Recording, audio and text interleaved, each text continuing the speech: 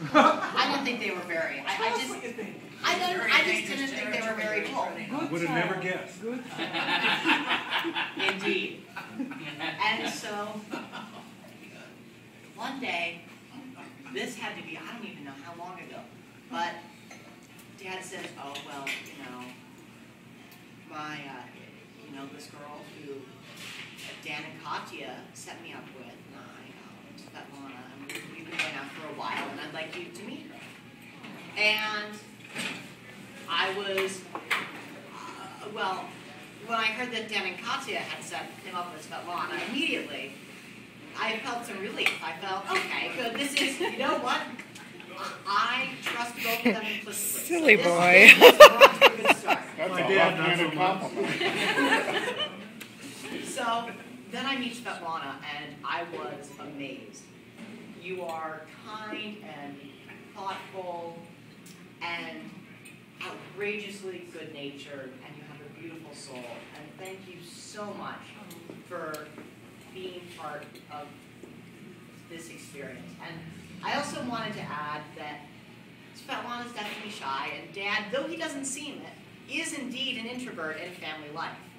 So I was never quite sure. There weren't monologues, there was no operetics, so I was never quite sure. But Dad has this carpet from your godfather, right? Is that where the carpet's from? Your godfather? Which one? The nice, huge, big. No, it's from his grandfather. Oh, grandfather. Your great-grandfather. My great-grandfather. There we go.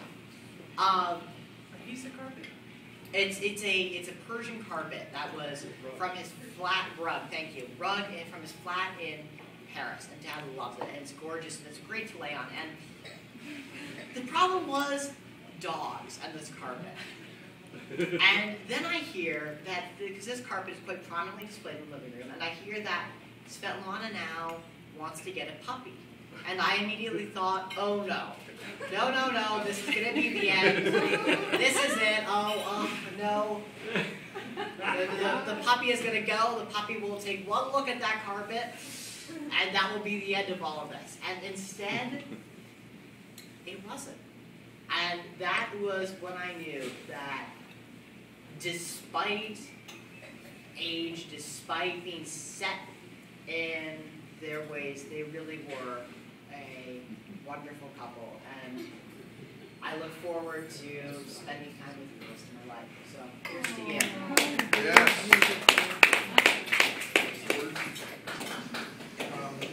By my first wife, we had these 5 children: Henry, Edmund, Therese, and twins, Richard and Ralph, who could not be here. And by my second wife, I had Elizabeth and Robert. Not that order, though. Robert and then Elizabeth. And so I've had the experience of going through a number of marriages and a number of children's lives. And one of my favorite remembrances of Henry, our firstborn, was we were living in Wilmington, Delaware, and I was practicing law, making about $200 a month, supposedly a good law firm. And it was a good law firm. Nobody was making any money in those days. And we lived in a little garage apartment on North Union Street in Wilmington. And I had this MG TD, which is my favorite first car. I like sport cars. And I had bought this MG TD in 1952 to my father's dismay. When I turned in his Pontiac he'd given to me, I bought this little tiny 2-seater with a canvas top. And he nearly had a heart attack when he said, "What did you do with my car?" I said, "I bought a car that I really liked." So this MG TD was the car that Henry used to ride around as an infant. And I have a picture, in fact Edmund has a picture at his house on his counter that's showing the MG parked in our back alley in 1905 North Union Street. And Henry's raising his head up out of his bassinet. He's looking out through the isinglass windows. And I think Henry, he must have been about 6 months old. So Henry was the beginning of our family. And thereafter, Henry became a very independent person. Whatever school we sent Henry to, he didn't like it. In fact, I think we went through a number of schools with Henry, and every school he went to, he thought he thought the school could have been better run by him.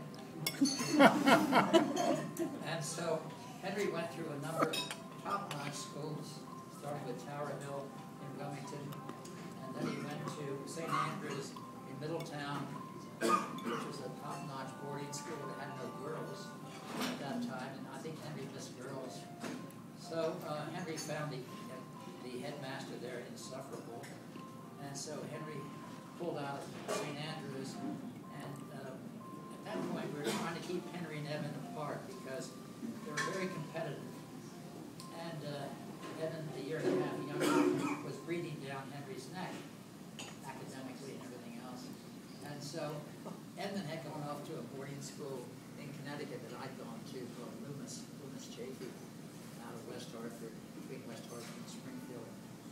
And so Henry decided to join Edmund in his school, which we were totally opposed to. So Henry ended up his education at Loomis, and I remember going to the graduation when Henry and Edmund skipped a grade, and so they graduated in the same class. And the headline of the paper when we arrived for the commencement was, the headline of the student newspaper said, "The headmaster is no leader," and it had a byline, "Henry R. Horsey." That was my son. He said, "The headmaster is no leader." Well, Henry had stuck up a relationship at Loomis with the teachers, and he spent more time with his teachers, I think, drinking beer and on the side than he did his study. So Evan was the academic and Henry was the politician. And after that, they both headed west. And that was my introduction to the West, because Henry went to Vail, Evan went to Vail and Henry went to Aspen. No, the other way around. Evan went to Aspen, Highlands, and Henry went to Vail. And so Henry invited us out, and that was my first introduction to Colorado.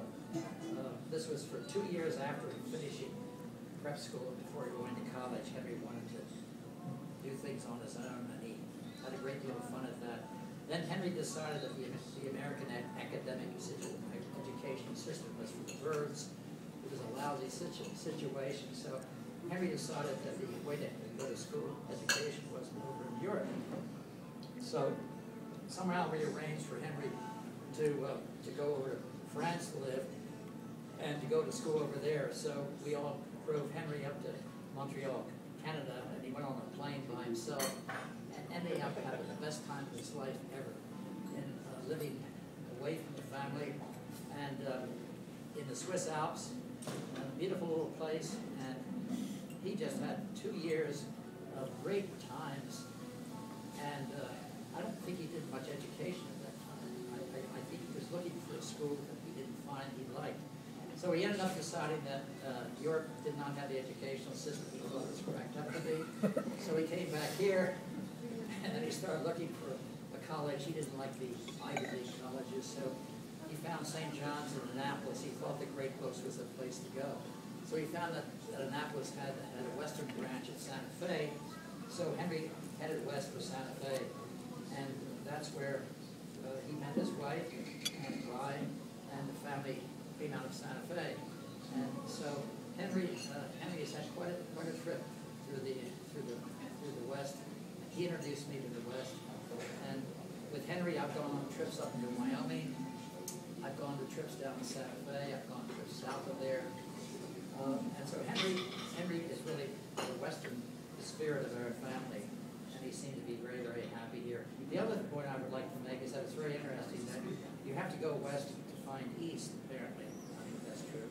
And so here we kept going west, and there we run into the Russians. And so we go